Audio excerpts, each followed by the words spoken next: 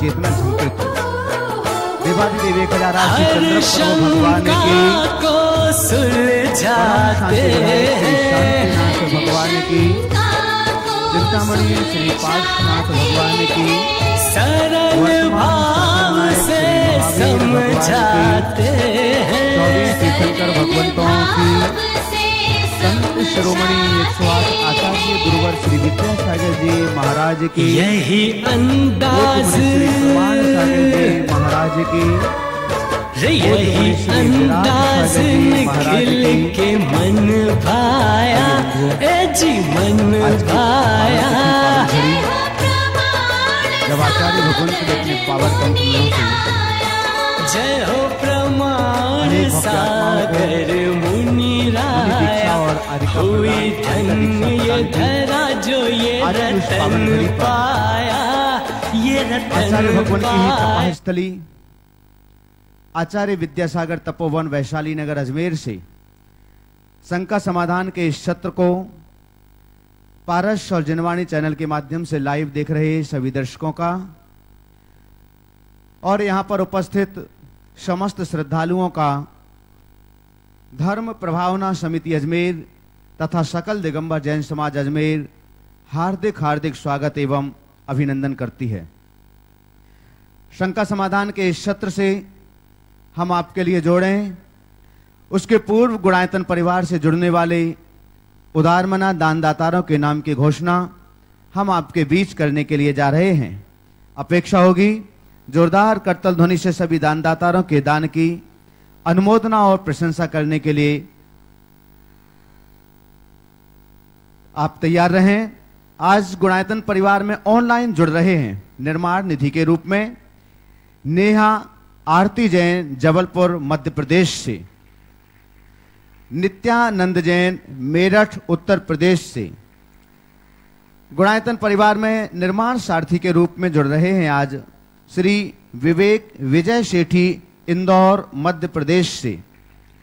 निर्माण सारथी के ही रूप में रमणीक भाई मेहता जलगांव महाराष्ट्र से। गुणायतन परिवार के लिए अपनी एक निधि जिन्होंने प्रदान की हुई है श्रीमती विमला शिलोचना जैन जयपुर राजस्थान से। उन्होंने गुणायतन परिवार में अपनी एक निधि प्रदान की। जोरदार जोरदार करतल ध्वनि से उनका सम्मान करें। निर्माण निधि के रूप में एक छोटा सा बालक जिसका आज जन्मदिन है और जन्मदिन पर वह अपनी गुल्लक उसमें कुछ राशि कम थी तो सबसे अच्छा उपाय उसने सोचा गुणायतन परिवार के सदस्य बनना चाहिए और राशि उसमें और मिला करके निर्माण निधि के रूप में आज वो जुड़ रहा है। वेदांत जैन सनौप स्वर्गीय संजय जैन केसरगंज अजमेर राजस्थान से। जोरदार जोरदार करतल ध्वनि से एक छोटा सा सदस्य।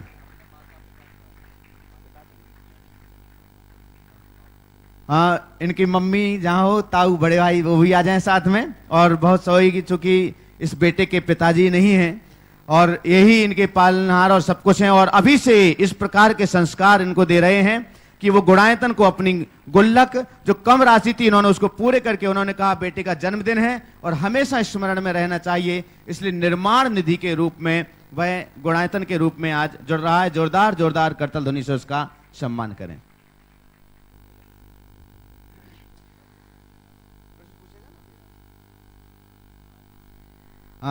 ये हम पूज्य मुनिश्री के पावन सी चरणों में त्रिवार नमोस्तु निवेदित करेंगे ताकि टीवी स्क्रीन के सामने जो इस कार्यक्रम को देख रहे हैं सुन रहे हैं उन सबके लिए मंगल आशीष मिल सके और यहाँ पर बैठे हुए सभी श्रद्धालुओं के लिए भी मंगल आशीष मिल सके, उसके लिए मंगल आशीष अब तक पहुंचे। उसके पूर्व हम यहाँ पर अजित जी पांड्या कुचामन सिटी यहाँ आमंत्रित कर रहा हूं कि वे मंगलाचरण से गुरु स्तुति भी करेंगे और सबके लिए मंगल आशीष प्रदान करने के लिए नमोस्तु भी निवेदित करेंगे। बोलिए परम पूज्य आचार्य गुरुवर 108 श्री विद्यासागर जी महाराज की, परम पूज्य गुरुवर 108 श्री प्रमाण सागर जी महाराज की, परम पूज्य गुरुवर 108 श्री विराट सागर जी महाराज की। गुरुवर हमें हर तथ्य 4 बातों से समझाते हैं, तो इन 4 बातों के पीछे क्या छुपा हुआ है मैं 4 पंक्तियों द्वारा आप सबके सामने प्रस्तुत कर रहा हूं। आप सभी तालियों से मेरा साथ देंगे।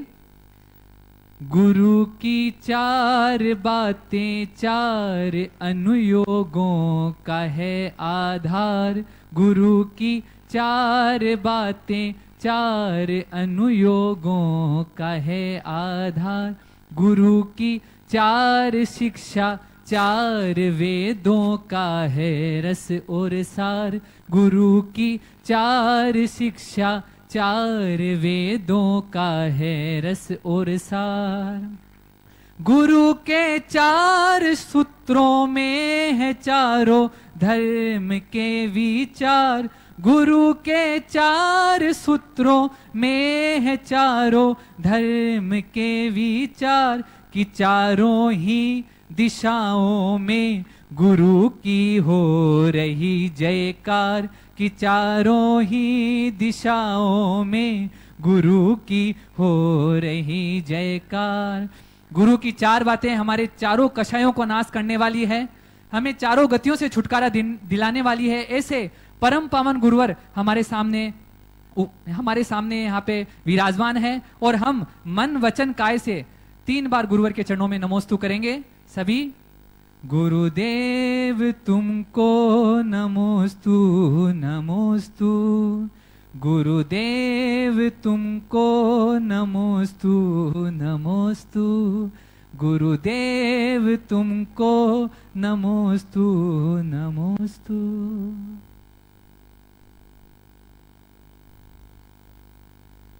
आइए पूज्य महाराज श्री केश मंगल आशीष के बाद हम सीधे सीधे शंका समाधान के सत्र से आपको जोड़ते हैं और सबसे पहले कुछ ऑनलाइन प्रश्नों के लिए यहाँ पर ले रहे हैं।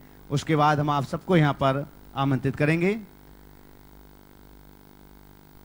महाराज श्रीमती सरोज जैन रहली पटनागंज से पूछ रही हैं, आपके श्री चरणों में नमोस्तु करते हुए, जिस प्रकार लोग मंदिर जी में या मुनि भगवंत के पास सरल प्रवृत्ति से जाते हैं, सरल हो जाते हैं, उसी प्रकार अन्य लोगों के साथ अपना व्यवहार क्यों नहीं कर पाते हैं? कृपया समाधान करें। ये तो यहीं उपस्थित है।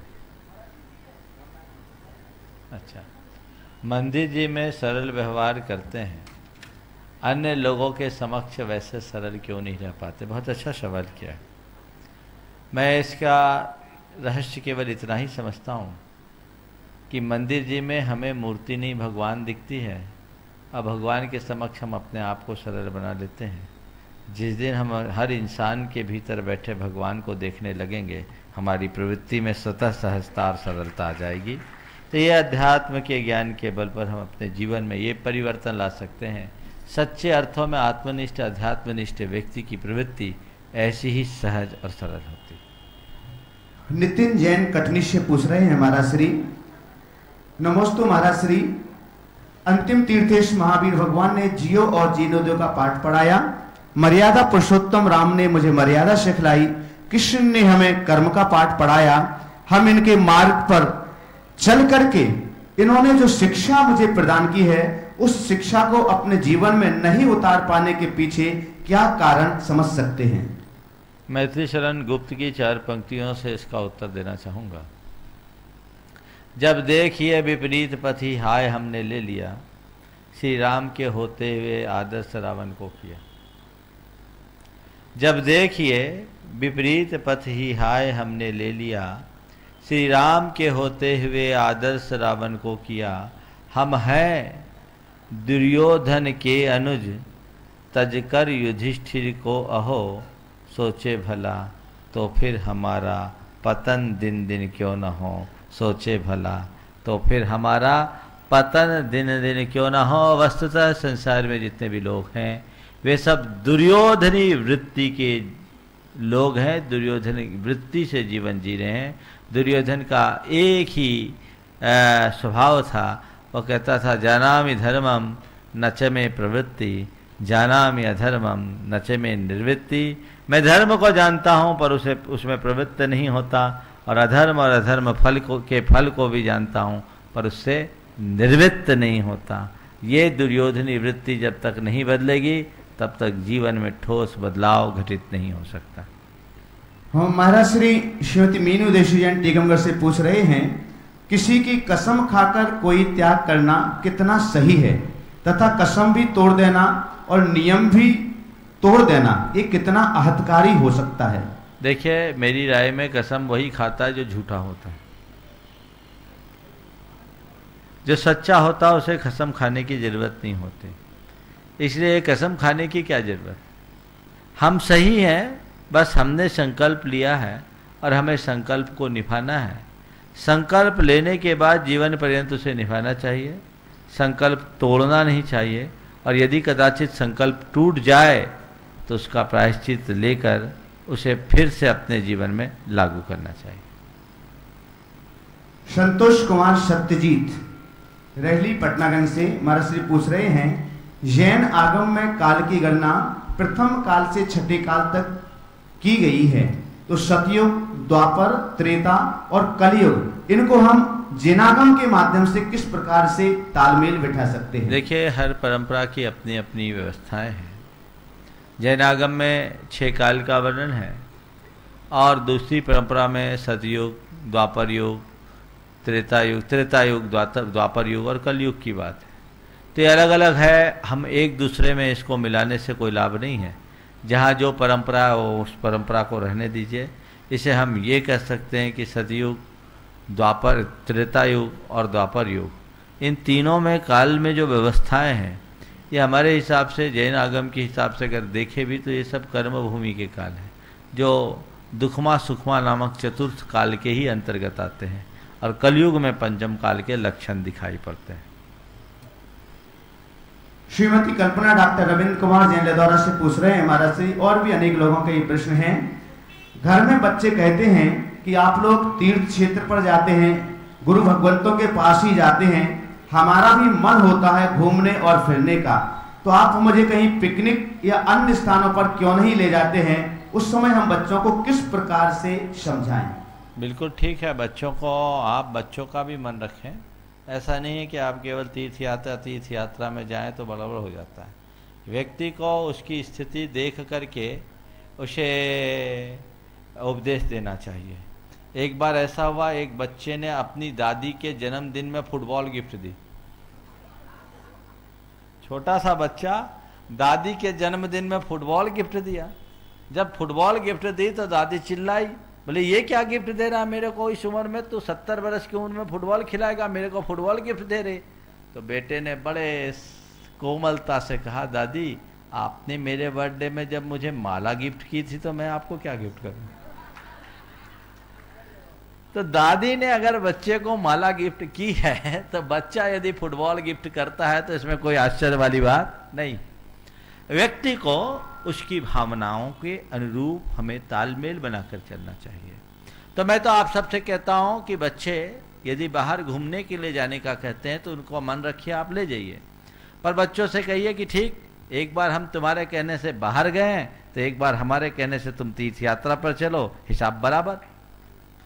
केवल तीर्थ कहने से कई बार बच्चों का मन उचट जाता है और बच्चे उसमें पूरी तरह फिर अपनी सहभागिता नहीं दे पाते, अनमने भाव से जाते हैं, उनका मन उचट जाता है। तो बच्चों के मन को ध्यान में रख करके चलना चाहिए। कई ऐसी भी स्थितियाँ आई जिसमें बच्चे कहते हैं, महाराज हमारे पापा हमको कहीं नहीं ले जाते, जब चाहते तीर्थ ले जाते, मेरे फ्रेंड्स लोग रहते हैं वो बोलते हैं हम यहाँ घूम के आए, हम वहाँ घूम के आए, तो हमारा मन चलता है, बार बार उधर जाने का मन होता है, लगता है कि हमारे पापा कैपेबल है, सब कुछ हमारे पास अच्छा है, तो हम क्यों ना जाए। और फिर पापा ज़बरदस्ती तीर्थों में ले जाते, आप लोगों के पास ले जाते, तो हम लोगों का मन और भी नहीं लगता, जाते हैं अनमने भाव से जाते हैं। तो मैंने उसके पिताजी को समझाया कि देखो ये बेटा है, अभी तो तुम्हारी बात मान रहा है, थोड़ा बड़ा होकर विद्रोही हो जाएगा, इसलिए तालमेल बना करके चलो, इसके भाव को ध्यान में रखो, इन्हें धर्म थोपो मत, इसके अंदर की भावनाएं जगाओ, ऐसी स्थिति में ला दो कि ये खुद तुमसे कहे कि हमें तीर्थ यात्रा में चलना है या गुरु के दर्शन के लिए चलना है। और बच्चों को जहाँ घूमने फिरने का मन होता है समय समय पर वहाँ भी ले जाना चाहिए। कल्पना जैन नलवाड़ी आसाम से पूछ रही हैं, और आज नागौर से भी एक दो फोन आए। महाराज श्री अभी 16 दिवसीय शुक्ल पक्ष का पखवाड़ा चल रहा है और जगह जगह 16 दिवसीय शांतिनाथ विधान का आयोजन किया जा रहा है। उन सबके मन का यह प्रश्न है कि अभी 16 दिवसीय शांति विधान का आयोजन किया है, तो क्या मंडल जी को हर दिन विसर्जन करके नया मंडल जी मारना चाहिए या उसी पर अगले दिन का विधान कर सकते हैं? देखिए, यदि आपने 16 दिवसीय अनुष्ठान का इकट्ठा संकल्प लिया है तो आपको एक मंडल पर ही 16 दिन का विधान करना चाहिए।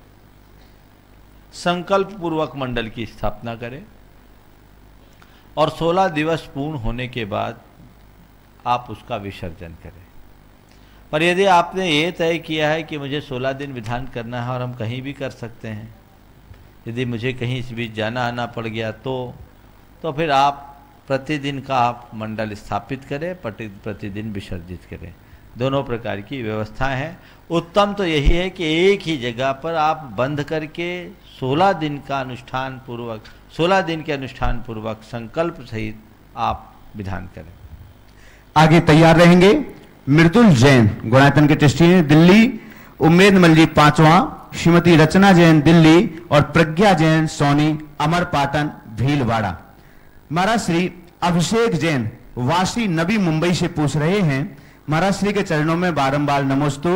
महाराज श्री जिनालय में श्री जी की प्रतिमा के साथ जो यंत्र जी विराजमान होते हैं वह यंत्र जी क्या है, असल में उसका क्या महत्व है, कब से यंत्र जी की मान्यता प्रचलन में है और इनकी विनय किस तरह व किन भावों के साथ करना चाहिए?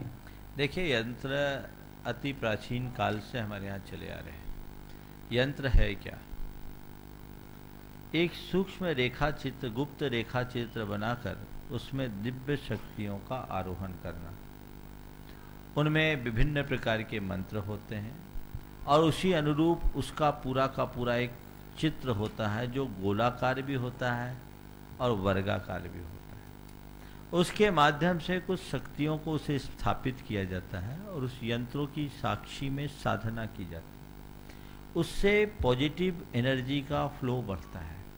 हमारे शास्त्रों में बहुत सारे प्राचीन यंत्रों का उल्लेख मिलता है, जैसे मातृका यंत्र, विनायक यंत्र, सिद्ध यंत्र, वर्धमान यंत्र आदि कुछ ऐसे यंत्र हैं जिनका प्रतिष्ठा की विधि में भी बहुत महत्वपूर्ण स्थान है। मातृका यंत्र और जिसे अचल यंत्र भी कहते हैं, इनके बिना तो किसी जिनबिंब की प्रतिष्ठा ही नहीं हो सकती। भगवान को जब हम विराजमान करते हैं तो उसे अचल बनाने के लिए नीचे अचल यंत्र रखा जाता है। भगवान के ज्ञान कल्याणक, दीक्षा कल्याणक, बाकी सभी कल्याणकों में इन यंत्रों की साक्षी में क्रियाएं की जाती है, जिससे उस प्रकार की ऊर्जा का प्रस्फोट उसमें होता है। इसलिए यंत्र का अपना उपयोग तो है, लेकिन वही यंत्र जिसे साधना के द्वारा प्रतिष्ठापित किया और जो मूल रूप से परमेष्टि वाचक मंत्रों से युक्त है। आज के समय में यंत्रों के नाम पर लोगों ने खूब दुकानदारी चलाना शुरू कर दी और ऐसे ही कहीं भी कोई भी यंत्र बनवा दिया और बाजार में बेचना शुरू कर दिया। 25, 50, 100 रुपए की चीज लोग 1000, 2000, 5-5 हजार रुपए में ले लेते हैं और लोगों का एक भ्रमपूर्ण विश्वास हो गया कि मैं अपने पास एक छोटा सा यंत्र रखूंगा, मेरा बेड़ा पार हो जाएगा। तो ऐसे यंत्र मात्र रखने से तुम्हारा पाप पुण्य में परिवर्तित नहीं हो जाएगा। मैं कोलकाता में था, एक व्यक्ति ने मेरे पास आकर बोला, महाराज मेरे घर में बहुत सारे यंत्र हैं, मैं उनका क्या करूं? बोला अभी तक तो हमें कोई समझ नहीं थी, जहाँ थे वहाँ से यंत्र ले आते थे, मेरे पिताजी ज़्यादातर यंत्र लाते थे। अब हमें ऐसा लगता है कि ना हम उनका विनय कर पा रहे हैं, ना उपयोग कर पा रहे हैं। क्या करूं, कैसे करूं, इन यंत्रों का क्या करूं? मैंने कहा भाई पहले यंत्रों को लाकर मुझे बताओ, फिर मैं देखूंगा उसके बाद क्या करूंगा। उसने 36 यंत्र लाकर दिखाए, 36, और उन 36 यंत्रों में लक्ष्मी वृद्धि यंत्र और सर्व कार्य सिद्धि यंत्र, ये दोनों मिलाकर के 19 थे। 36 में 19 तो केवल ये थे। मैंने उससे सवाल किया, उसमें कुछ नहीं, कुछ अंक लिखे थे, आकृतियां बनी रहती है, 20 यंत्र और 15 यंत्र और बहुत सारे यंत्र हैं। हम बोले इसको लाकर क्या हुआ? बोले महाराज जहां गए वहां मिल गया। हम बोले कुछ हुआ, इससे लक्ष्मी बढ़ी क्या? वो हंसने लगा, बोले महाराज इससे कुछ बढ़ती है क्या? हम बोले लाए क्यों? बोले पिताजी जहां गए दिया, ले आए, रखे, आप बताओ इसका क्या करें। तो उनके पास एक विनायक यंत्र था, एक मातृका यंत्र भी उसमें थी, एक भक्तांबर यंत्र था। हमने कहा चलो ये तो हमारे काम के यंत्र है, इनको आप घर में शुद्धि पूर्वक रख सको तो रखो, अन्यथा मंदिर में विराजमान कर दो और बाकी सबको गंगा जी में प्रवाहित कर दो विनय पूर्वक, इसमें कोई दोष नहीं है। इस प्रकार अनावश्यक यंत्रों को रखने से कोई लाभ नहीं। घर में यदि आप यंत्र रखते हैं तो सोच समझ कर रखें, शुद्ध प्रतिष्ठा विधि से प्रतिष्ठित और वीतराग भगवान के मार्ग का पोषण करने वाले यंत्रों को आप घर में रखो तो रखो, बशर्ते आप उसकी शुद्धि कर सको। कुछ यंत्र ऐसे होते हैं जिनकी नित्य पूजन आराधना की आवश्यकता होती है और कुछ यंत्र ऐसे होते हैं जिनकी नित्य पूजा की कोई आवश्यकता नहीं होती। घर में आप रखो तो ऐसे ही यंत्रों को रखो जिनकी पूजा अर्चा की आवश्यकता ना हो, ताकि अविनय और अवज्ञा के पाप से आप बच सको और अशुद्धि का भी भय न हो। और बाकी यंत्रों को आप रखते हैं तो बहुत सोच समझ के रखना चाहिए, कईयों के यहाँ बहुत दुष्परिणाम भी देखने को मिलते हैं। मृदुल जैन, दिल्ली, गुणायतन के ट्रस्टी। नमस्ते महाराज जी, नमस्ते समस्त परिवार की तरफ से। मैं मृदुल जैन, प्रीत विहार, दिल्ली से। महाराज श्री, मुझे अपने काम के सिलसिले में यहाँ से बाहर जाना पड़ता है और मैं अभी 2 महीने पहले चाइना में था, वहाँ पर अपने किसी टेक्निकल मीटिंग के अंदर, और वहाँ से जब मैं वापस आया अपने धर्म के बारे में, मैंने वहाँ लोगों से बहुत बातचीत करी और वो काफ़ी प्रभावित हुए। उसके बाद मैं तो अपने काम से वापस आ गया। अभी पिछले महीने उन लोगों को मैंने एक टेक्निकल डिस्कशन के लिए यहाँ पर बुलाया था, इस कंडीशन के ऊपर कि आप जहाँ भी ठहरेंगे मैं ही आपको वहाँ ठहराऊंगा, ना तो नॉन वेज लेंगे ना ड्रिंक्स लेंगे, अगर आपको आना है तो आप आइएगा। इस पर वो एग्री हो गए। यहाँ जब वो आए तो एक दिन संडे था, मैं उनको तिजारे लेकर के गया, सुबह गए शाम को आ गए। अगले दिन कुछ छुट्टी हो गई तो मैं उनको महावीर जी ले गया। महावीर जी सुबह जाके शाम को आना तो पॉसिबल नहीं है। महावीर जी में जब हम रात को आरती करके वहाँ से निकले मंदिर जी से, तो मेरे साथ वो एक चाइनीज जो लेडी थी, उसने मुझे सिर्फ एक हिंट दिया, कहने लगा mister Jain what is this, उसने बाजार की तरफ इशारा करके। मैं उसका मतलब नहीं समझा। हम होटल चले गए, मैंने जाकर के उसको पूछा, मैं कि you told me what is this, what it means. उसने मेरे को बोला, आप अपने धर्म के लिए कह रहे थे कि आप लोग सनसेट के बाद में कुछ नहीं खाते हैं, लेकिन यहाँ तो रात को 10 बजे भी आपके सारे रेस्टोरेंट चल रहे हैं और सब लोग यहाँ पर खा रहे हैं, पी रहे हैं, सिगरेट पी रहे हैं, गुटखा खा रहे हैं, व्हाट इज दिस। तो मैंने उसको कोई जवाब नहीं दिया। मैंने उनको बोला ठीक है, मैं अपने गुरुजी से पूछ के आपको जवाब दूंगा। उन्होंने मुझे जो बोला, उन्होंने बोला you tell your guruji don't give blessing to this type of the peoples. तो अगर ऐसा दोबारा हो तो श्री क्या करें? देखिए, बहुत गंभीर बात है और बड़ी शर्मनाक बात है। जैनियों को सोचना चाहिए कि हमने अपनी पहचान खो दी। चीनी यात्री ह्वेनसांग जब भारत आया था तो उसने अपनी यात्रा कथा में वैशाली का वर्णन करते हुए लिखा कि मैंने वहां बड़ी संख्या में निर्गंथों को देखा। निर्गंथकार दिगंबर मुनि होता है और पुराने समय में जैन धर्म का नाम निर्गंथ धर्म था। जैन धर्म के अनुयायी को भी निर्गंथ कहा जाता था। उसने लिखा कि मैंने बड़ी संख्या में निर्गंथों को देखा और समाज में उनकी अतिरिक्त प्रतिष्ठा थी और उनकी सबसे बड़ी विशेषता थी कि सूर्योदय के साथ उनकी दिनचर्या की शुरुआत होती थी और सूर्यास्त में उनकी दिनचर्या पूरी हो जाती थी। वो हम जैन थे, वो हमारी एक पहचान थी जिसका उल्लेख चीनी यात्री ह्वेनसांग ने अपनी यात्रा कथा में लिखा। आज हमने अपनी पहचान को खो दी। ये बात सही है कि आप अपने संपर्क में आने वाले लोगों को आपने ये बात समझाई और वो आपके धर्म से, आपकी परंपरा से, आपके लॉजिक से आप तक आकर्षित हुए और उन्होंने ये सुनिश्चित किया कि वाकई में ये जैन जीवन शैली अच्छी है। पर जैन जीवन शैली अच्छी है ये बात प्रचारित करने मात्र से काम नहीं होगा। जैनियों को चाहिए कि उस जीवन शैली को अपनाकर अपने जीवन को अच्छा बनाए ताकि औरों के लिए प्रेरणा बन सके। इसलिए पहली बार जैनियों को ये सोचना चाहिए और कम से कम तीर्थ क्षेत्रों में आकर के तो अपनी आदतों को सुधारे। ये महावीर जी क्या सम्मेद शिखर जैसे तीर्थ में भी लोग ऐसा पाप कर डालते हैं। भले कोठियों के एक परिसर में रात में खाना नहीं मिलता, लेकिन बाहर लोग वहां भी लाइन लगा करके खाते हैं और अभक्ष्य पदार्थों का भी सेवन कर लेते हैं। वस्तुतः ये बहुत ही शर्म की बात है, पूरी समाज को शर्मसार कर देने वाली बात है। लेकिन आप उनसे कहिए कि हमारी समाज में जो हमारे लोग हैं वो कई तरह के लोग हैं, हर स्टेज के लोग होते हैं, सब रात्रि भोजन को सिद्धांततः गलत मानते हैं, लेकिन अपने आदत अपनी दुर्बलता के शिकार होने के कारण लोग रात में खाते हैं। पर आज भी हमारी समाज में रात में खाने वाले लोगों की संख्या कम है और न खाने वाले लोगों की संख्या ज़्यादा है। हम उन्हें अपना आदर्श मानते हैं जो हमारे नियमों का पालन करते हैं, और उन्हें हम एक्सेप्शन मानते हैं जो हमारे नियमों को खंडित करते हैं। उन्हें आप यही समझाएं, लेकिन इसके साथ साथ समाज में ये चेतना जगनी चाहिए। आज जितने लोग इस कार्यक्रम को देख और सुन रहे हैं, वे अपने मन में संकल्प जगाए कि तीर्थ क्षेत्र में हम जाएंगे, कदाचित भूखे रह जाना पड़े तो हम रह लेंगे, लेकिन रात में खाने पीने का काम कभी नहीं करेंगे। तभी तुम जैन धर्म के गौरव को ऊपर उठा सकोगे और विश्व पटल में अपना सीना ऊंचा कर सकोगे। उमेदमल जैन पांचवा। नमस्ते महाराज श्री, मैं उमेदमल जैन पांचवा निवासी, बॉम्बे प्रवासी। महाराज श्री, कई शब्द ऐसे समानार्थी होते हैं, पर्यायवाची लगते देखने में, जैसे अकेलापन और एकांतवास, संकल्प और विकल्प, बल और वीर्य।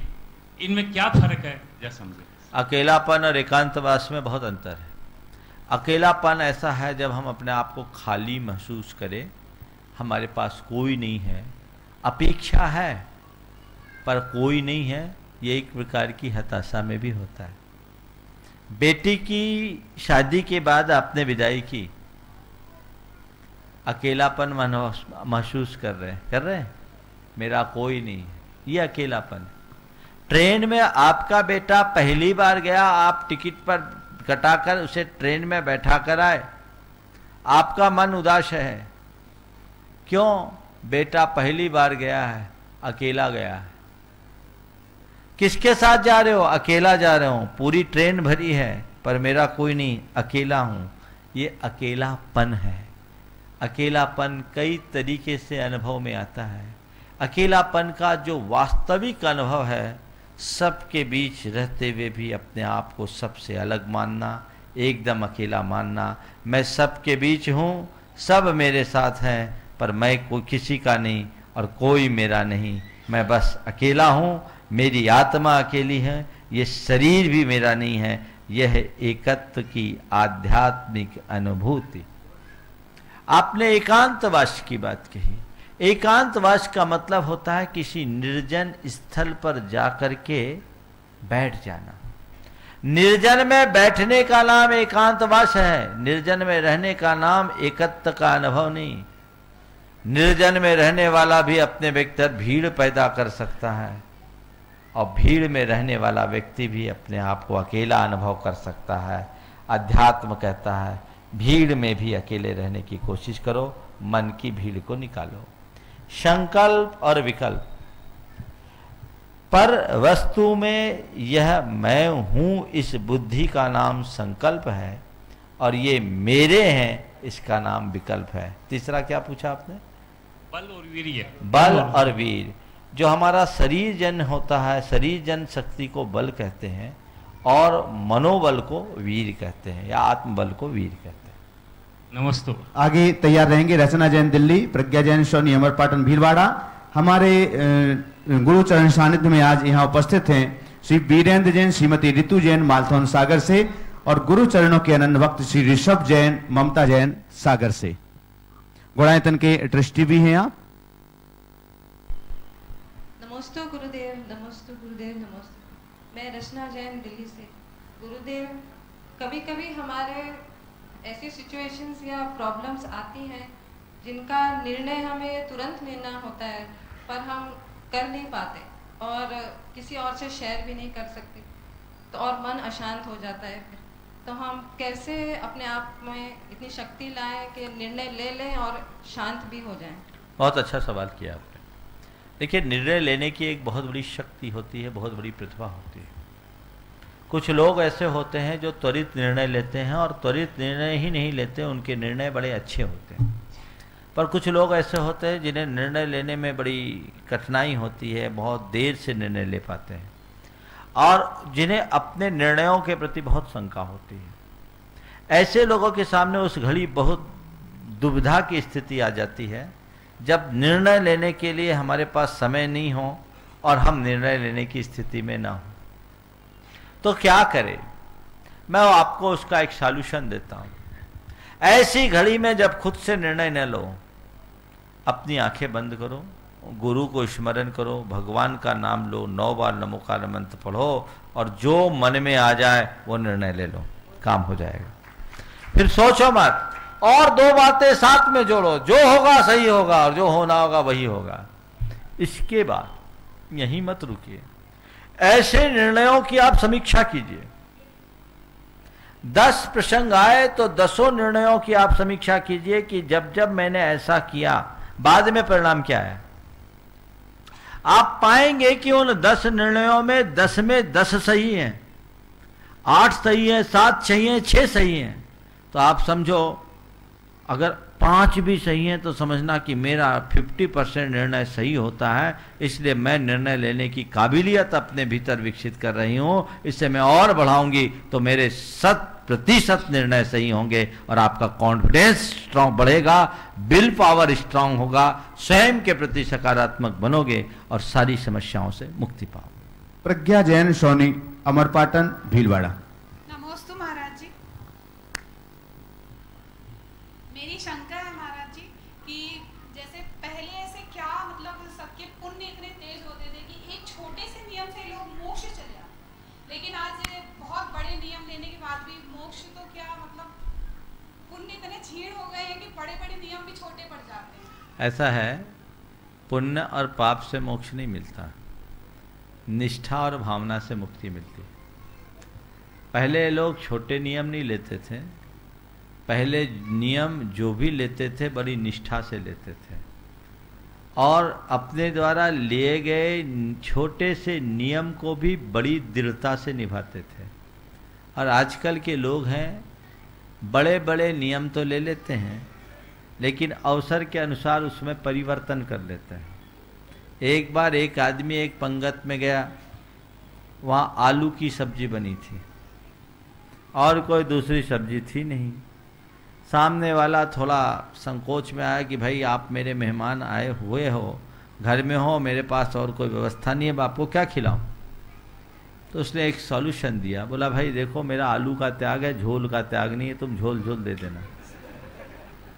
आलू का त्याग है, झोल का त्याग नहीं है, तुम झोल झोल दे देना। बोला अच्छा, सॉल्यूशन निकल गया, इसका नियम भी पड़ गया, मेरा काम भी चल गया।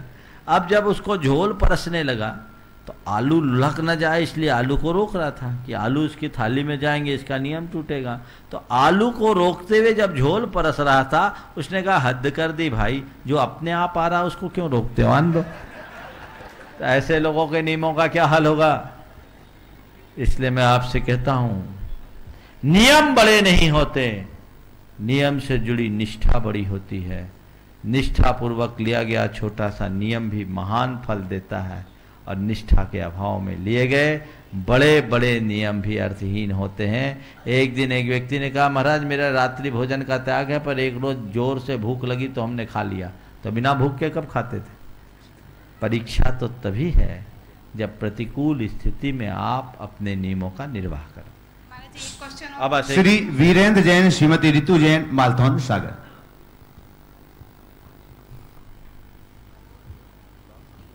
नमोस्तु महाराज जी। महाराज जी, शास्त्रों में पढ़ते आए हैं, आचार्यों के मुख से सुनते आए हैं, दया धर्म का मूल है। लेकिन अभी हमें देखने में आ रहा है कि भारत के अधिकांश मंदिरों में गौशालाओं आदि के सहयोग के लिए दया दान का पात्र नहीं होता है। ना ही मंदिरों में ऐसा कोई प्रावधान होता है कि उनकी वार्षिक आय का निश्चित प्रावधान इस दया दान के लिए किया जाए।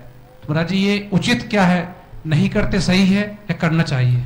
देखिए, मंदिर हमारा ऐसा स्थल है, मंदिर ऐसा स्थल है जहाँ से हम धर्म का प्रवर्तन करते हैं, लोगों के अंदर धार्मिक भावना होती है। तो ये बहुत अच्छा प्रश्न आपने उठाया है। इसके माध्यम से मैं आप सबको सुझाव देना चाहूँगा कि हर मंदिर में ऐसी व्यवस्था करनी चाहिए जहाँ लोगों के द्वारा चारों प्रकार का दान हो। अभय दान एक बहुत बड़ा दान है, तो मंदिर में आप एक गुल्लक ऐसा रखें जो अभय दान के लिए हो, एक गुल्लक ऐसा रखें जो औषधि दान के लिए हो, एक गुल्लक ऐसा रखें जो आहार दान के लिए हो। मंदिर की व्यवस्था के लिए अलग गुल्लक रखें, धर्म प्रभावना के निमित्त अलग गुल्लक रखें। यदि इस तरह के गुल्लकों को रखें और व्यक्ति अपने समय और सुविधा के अनुरूप उनमें दान दे, तो हमारे समाज की इन बहुत सारी कल्याणकारी योजनाओं को आसानी से पूरा किया जा सकता है। लेकिन लोगों की मेंटेलिटी थोड़ी अलग हो गई है। हमारे मंदिरों के जितने भी प्रबंधक और ट्रस्टीगण हैं, उनकी सोच आजकल पूरी तरह से इकोनॉमिक हो गई। किसी भी कमेटी के कार्यकाल की सफलता का आधार उनके द्वारा किया जाने वाला कार्य न होकर अब वो कितना बैलेंस शीट कैसी बना के छोड़ रहे, इस पर आने लगा। उन्होंने कितना फिक्स डिपॉजिट किया है, कितना पैसा जोड़ा है, क्या किया, ये माना जाने लगा और वही कमेटियों की एक उपलब्धि के रूप में गिनी जाने लगी। ये चीज़ें ठीक नहीं है, ये बड़ी नकारात्मक दिशा में जाने वाली बातें हैं। हमें यहाँ सावधान होकर के अपने जीवन की व्यवस्थाओं को सुधारना चाहिए और उसी अनुरूप अपने जीवन का क्रम चलाना चाहिए। अगर समाज में एक परिवर्तन हो तो इसके पुण्य के भागी वे भी रहेंगे। हमें मंदिरों के लिए बहुत ज़्यादा एफडी की ज़रूरत नहीं है। जब तक भगवान है और भगवान के प्रति हमारी श्रद्धा है, तब तक हमारे पास कुछ न भी हो तो भी हम बहुत कुछ पालेंगे। और भगवान हो और भगवान के पास श्रद्धा न हो तो हमारे पास कितना भी हो तो उसका कोई औचित्य नहीं रहेगा। इसलिए हमें ठीक तरीके से चल करके अपने जीवन की गाड़ी को आगे बढ़ाने का प्रयास करना चाहिए और इस दिशा में उत्साहित होकर के आगे काम करना चाहिए। श्री ऋषभ जैन, ममता जैन, सागर। नमस्ते महाराज जी। महाराज जी, हमारा प्रश्न ये है, महाराज जी हमारा प्रश्न ये है, मंदिर जितने बन रहे हैं, पंच कल्याण जितने हो रहे हैं, अभी वर्तमान में समझो ये स्वर्णिम काल चल रहा है आचार्य भगवान की कृपा से। हमारे गांव में जब हम 16 साल के थे तो 15-15 दिन भगवान के लिए अभिषेक करने के लिए ड्यूटी लगती थी एक परिवार की। और आज उधर देखो तो 90% लोग धोती दुपट्टा पहन के मंदिर जाते हैं। जिस बाहुबली कॉलोनी में हम रहते हैं तो कम से कम 100 लोग धोती दुपट्टा पहन के मंदिर जाते हैं, पूजन अभिषेक करते हैं। हमारा प्रश्न ये है महाराज जी, हमें तो संस्कारित कर दिया, अब हमारे बच्चों के लिए जो है कैसे संस्कारित किया जाए? उनके लिए Jain school, Jain boarding school, इस तरीके की योजना समाज के सामने लाई जाना चाहिए। इस चीज पे प्रकाश डाल। देखिए, इस दिशा में कई बार सच्चाई है और हमें इस दिशा में प्रयास करना चाहिए, ठोस प्रयास करना चाहिए। प्रारंभ से हम तो कहते हैं शिक्षा के क्षेत्र में समाज को आगे आना चाहिए और इस तरह के संस्थानों को हमें प्रवर्तित करना चाहिए जिससे ऐसे संस्कारों को आरोपित किया जा सके। विगत दिनों मैंने इस पर काफ़ी अच्छे तरीके से प्रकाश डाला है, इसलिए अब मैं उसकी पुनरावृत्ति करना नहीं चाहता। पर मैं ये केवल यही कहता हूँ, केवल प्रश्न उठाने से काम नहीं होगा, समाधान के रास्ते तलाशने से काम होगा। हम लोगों ने कई बार बोला, लेकिन आज तक कोई व्यक्ति सामने उभर करके नहीं आया कि हम ऐसे शैक्षणिक संस्थानों की चयन खोलेंगे जहाँ हमारे बच्चे गुणवत्तायुक्त शिक्षा के साथ साथ संस्कार पाएंगे, ऐसे संस्कार जिससे वे अपने जीवन को उज्जवल बना सके और हमारी सामाजिक धार्मिक संस्कारों और सरोकारों को भी आत्मसात कर सके। पहल करनी होगी। आज के समय में सामाजिक स्तर पर ऐसे संस्थानों के संचालन पर मैं भरोसा नहीं रखता, क्योंकि आज एजुकेशन एक इंडस्ट्री हो गई। इंडस्ट्री चैरिटेबल तरीके से नहीं चल सकती, उसे प्रोफेशनल तरीके से ही चलाना होगा। और मैं चाहूँगा कि लोग इसमें आगे आए, प्रोफेशनली इसे चलाए और प्रोफेशनली चला करके चैरिटी करे, बहुत बड़ी उपलब्धि होगी और ये हमारे समाज के नौनिहालों के जीवन को ऊंचा उठाए। आगे तैयार रहेंगे पुखराज जी पहाड़िया, स्वागताध्यक्ष धर्म प्रभावना समिति, प्रकाश पाटनी, अजय जी शौगानी, नरेंद्र जी गोधा, वेदांत सुधा जी गंगवाल गुवाहाटी, वेदांत जैन सन ऑफ स्वर्गीय संजय जैन जिसका आज जन्मदिन है और जन्मदिन के उपलक्ष्य में आज वह निर्माण निधि के रूप में गुणायतन परिवार से जुड़ा हुआ है और अपना प्रश्न महाराज श्री के चरणों में रखा। नमोस्तु महाराज जी, मेरा प्रश्न ये है कि हमें रात में क्यों नहीं खाना चाहिए? रात में खाने से जीव हिंसा होती है, समझ गए, और अपनी सेहत खराब होती है, इसलिए नहीं खाना चाहिए। ठीक है। पुखराज जी पहाड़िया, स्वागता अध्यक्ष धन प्रभावना समिति अजमेर। गुरुवर के चरणों में नमोस्तु नमोस्तु नमोस्तु। गुरुवर, मेरा प्रश्न यह है कि अभी एक हफ्ता भर पहले आपके इसी शंका समाधान में आया था कि पार्श्वनाथ के ऊपर उपसर्ग मुनि काल में आया था, तब नाग नागिन ने उनकी रक्षा की थी, जैसा भी विषय है। मेरा प्रश्न अब यह है कि अगर उपसर्ग मुनि अवस्था में आया तो तीर्थंकर बनने के बाद हम तीर्थंकर की पूजा करते हैं, तो तीर्थंकर के ऊपर ये जो फण वाली प्रतिमा है ये कहां तक उचित है? और दूसरा कि उसके ऊपर अधिकांश लोग फण पर ही अभिषेक करते हैं, ये कहां तक उचित है? इस पर कृपया मार्गदर्शन दें। देखिए, बहुत अच्छा सवाल आपने उठाया।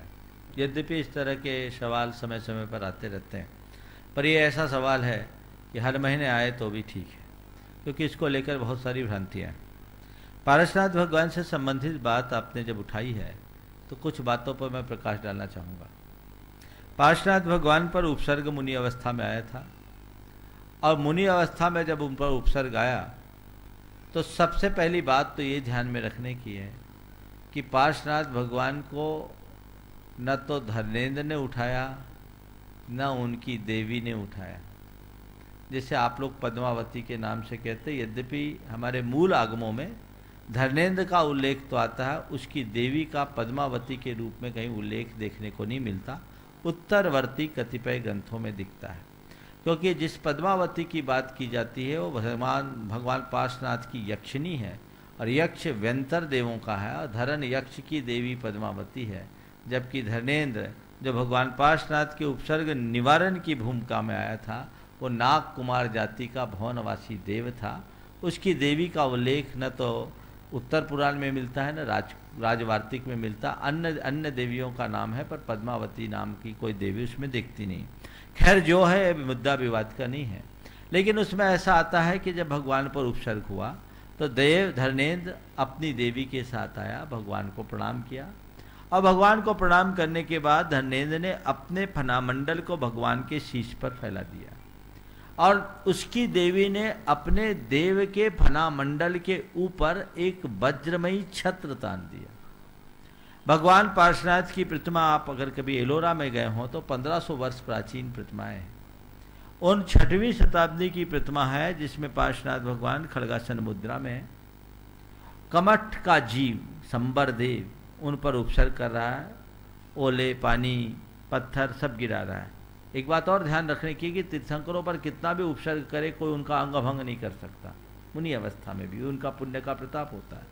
तो बारिश हो रही है, ओले गिरा रहे हैं, पानी गिरा रहा है, अन्य अन्य चीजें कर रहा है, और उसमें धर्मेंद्र ने अपना फन तान दिया और उसकी देवी ने उसके ऊपर छत्र ताना।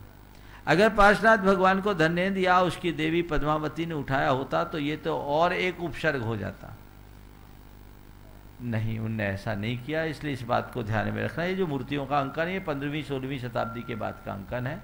आगमों में भी ऐसा ही वर्णन मिलता है, चाहे उत्तर पुराण हो जहाँ यही पूरी चर्चा है, और आचार्य समंतभद्र महाराज ने भी यही उल्लेख किया है। रहा सवाल भगवान पार्श्वनाथ के फन सहित प्रतिमा बनाने का, तो ये बड़ी प्राचीन परंपरा है। विदिशा के खंडगिरी उदयगिरी के गुफाओं में 2री शताब्दी का अंकन ऐसा मिलता है जिसमें गुफा में अंकन है शैल चित्र के रूप में, जिसमें पार्श्वनाथ भगवान के ऊपर फन है। यह ऐसा ही है जैसे बाहुबली भगवान ने 1 वर्ष तक तपस्या की, उनसे बेलें लिपट गई, तो केवल ज्ञान की अवस्था में भी उनकी तपस्या को दर्शाने के लिए बेलों का अंकन किया जाने लगा। इसी प्रकार पार्श्वनाथ भगवान ने 7 दिवस तक महान उपसर्ग को सहा।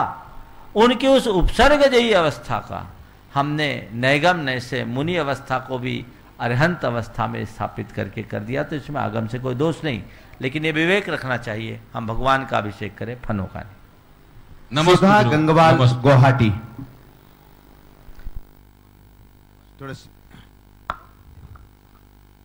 नमोस्तु गुरुदेव, नमोस्तु गुरुदेव, नमोस्तु गुरुदेव।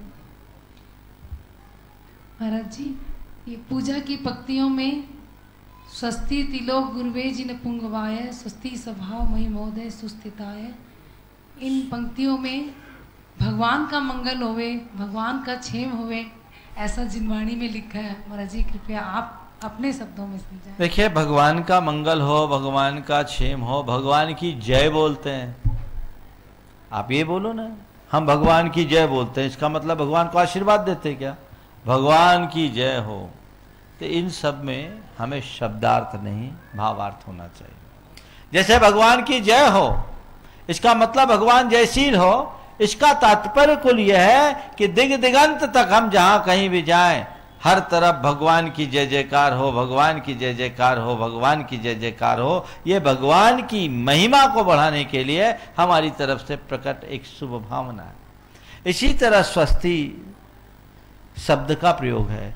भगवान, आप स्वस्ति न श्री शुभो स्वस्ति, स्वस्ति श्री अजिता, ये बोलते हैं हमारे कल्याण के कारण हो।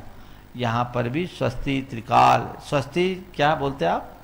स्वस्ति, स्वस्ति त्रिकाल सकलायत त्रिस्थिताय, तो जो भी आप बोलते हो पंक्तियां मैं भूल रहा हूं। स्वस्ति शब्द का प्रयोग आप बोल रहे, वो उनके लिए हम स्वस्ति कर रहे हैं, ऐसा नहीं। वो मेरे कल्याण के कारक हो और उनके निमित्त से सारे जगत का कल्याण हो, उनकी सर्वत्र जय जयकार हो। इस प्रकार से स्वस्ति जिनेन्द्र जिन पुंग अवाय आदि शब्दों का प्रयोग करते तो कोई हानि नहीं। आगे हम आपके लिए यहाँ पर आमंत्रित करें, उसके पूर्व जेके जैन, कमल बाबू जी, सूर्य प्रकाश छाबड़ा, विनोद जी कोट खावदा, प्रदीप जी जैन, जयपुर से जो भी लोग यहाँ पर हैं थोड़ा सा अपने स्थान पर खड़े हो जाएं। ये तो करवाएं।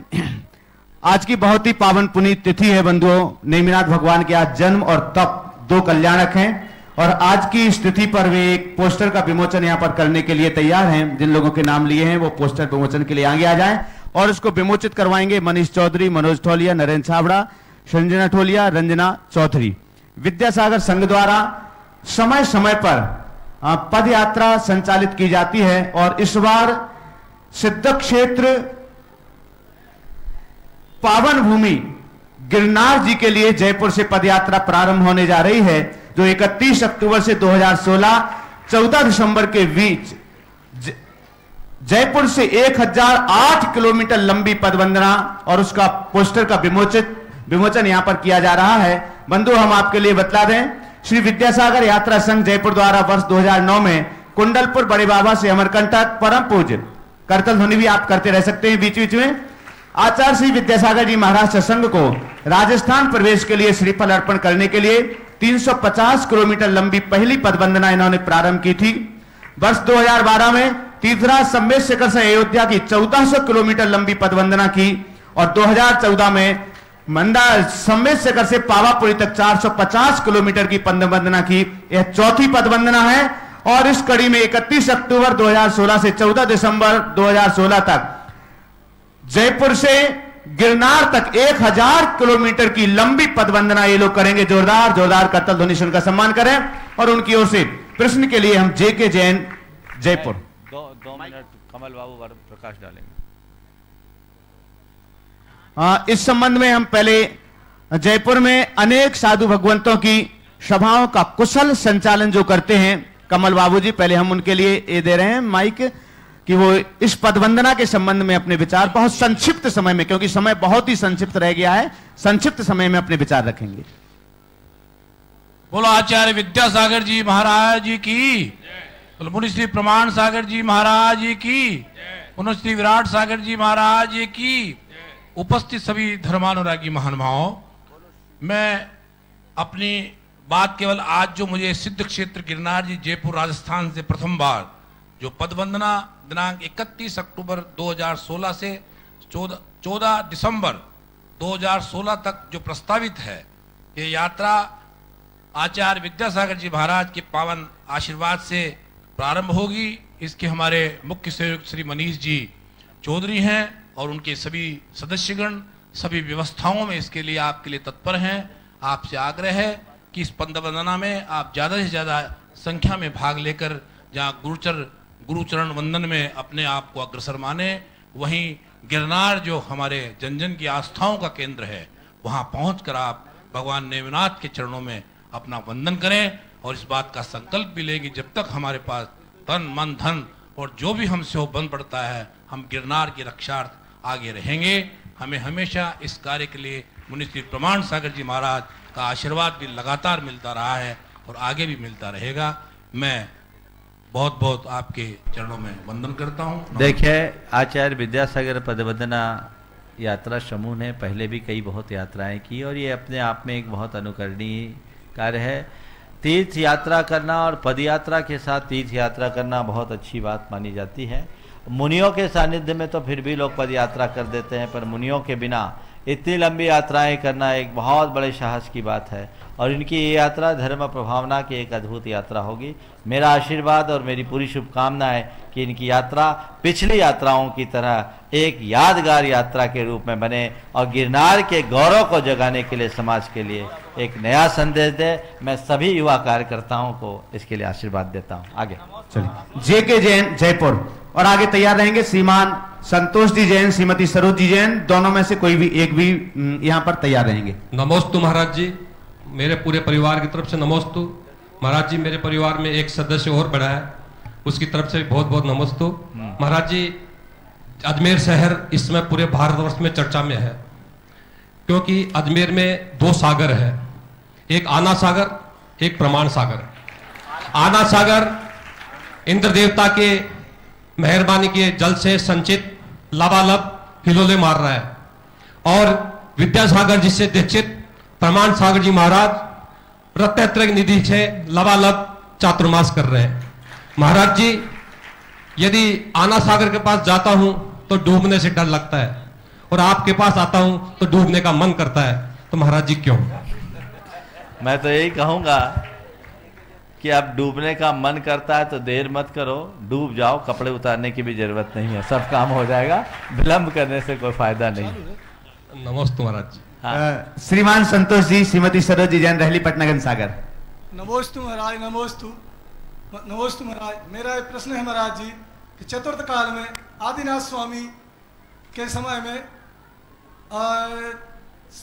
कल्प वृक्षों से सब खाना पाना कपड़ों की पूर्ति होती थी और उन्होंने ही सब लोगों के लिए 80-80 कृषि का उपदेश दिया था, लेकिन उनने अंतरा कर्म का बंध कब बांधा था? यह उस भाव में नहीं हुआ था। भगवान ऋषभ देव ने अपने अतीत जन्मों में अंतराय कर्म का बंध किया था, इसलिए कहते हैं पाप कई जन्मों तक पीछे छोड़ता है, इसलिए जितनी जल्दी हो सके अपने पाप को साफ करना चाहिए। इस प्रकार आज के इस शंका समाधान के सत्र को परम पूज्य गुरुदेव के चरणों में नमन अर्पित करते हुए, जैसा कि आप सबको पता है, कल भगवान पार्श्वनाथ का महानिर्वाण महोत्सव है, पूरे देश में, पूरे विश्व में बड़े उत्साह और उल्लास के साथ हम आयोजित किया जाएगा और उसी क्रम में यहाँ पर भी सम्मेद शिखर की रचना के साथ ये आयोजन होने जा रहा है। बहुत सुंदर शिखर जी की प्रतिकृति यहाँ पर बनने जा रही है। आप लोग पूरे उल्लास और उत्साह के साथ अपनी सहभागिता देंगे और पार्श्वनाथ भगवान के प्रति, जिन शासन के प्रति अपनी श्रद्धा, भक्ति और समर्पण की अभिव्यक्ति करेंगे। इसी शुभाव के साथ बोलिए